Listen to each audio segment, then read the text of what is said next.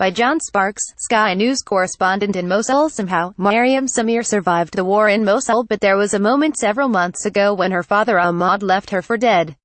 She was lying on the ground, covered in blood, after an Islamic State sniper had shot her in the head. The bullets were flying and her family were several hundred meters from safety. Still, Maryam's mother told Ahmad to pick her up, despite the noise and the terror they felt. "You can't leave her here," she said. "Maryam is our daughter, 4 months on, and Maryam is, in many ways, a typical 12-year-old girl. She likes to read and dress her dolls. She spends plenty of time at her uncle's house where her cousins are keen to play. But Maryam does not look like other 12-year-olds. The gunman's bullet sliced through her skull, then traveled through her right eye and both sides of her nose. Her face bears the marks of this savage act and her mind is consumed with uncertainty." In an interview conducted at her uncle's place, she said, "I keep thinking about getting my eyes back, about being normal again.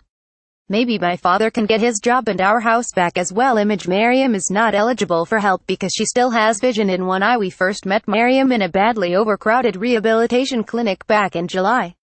The hard-pressed physician running the place, Drive Saad Salem, had run out of just about everything he needed, including crutches, wheelchairs or artificial limbs. He could not help the girl with a disfigured face either.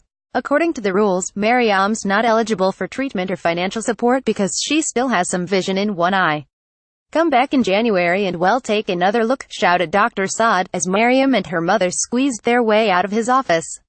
A few weeks later, a couple of local donors paid for Maryam to go to hospital in Erbil in Iraqi Kurdistan. Surgeons there removed the shrapnel in her skull and what was left of her right eye. But Maryam still needs her right eye socket and nose rebuilt and skin tissue grafts positioned on the surface.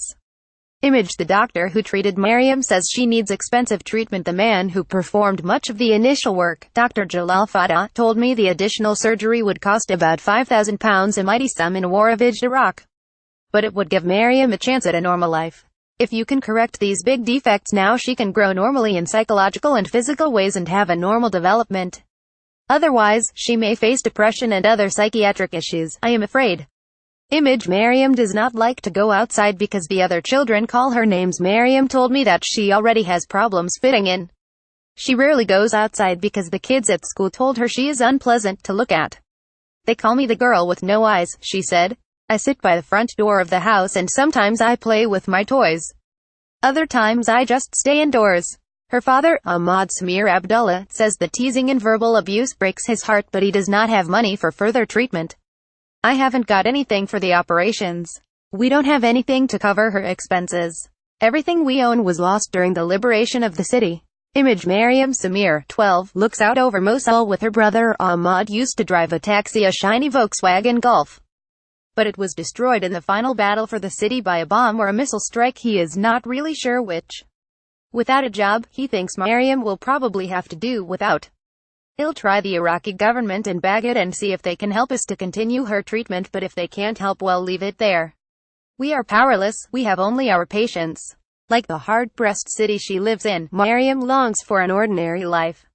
She may not feel comfortable at school, but she dreams of being a teacher, of educating pupils in a peaceful place, and for the time being, it is a dream that sustains her.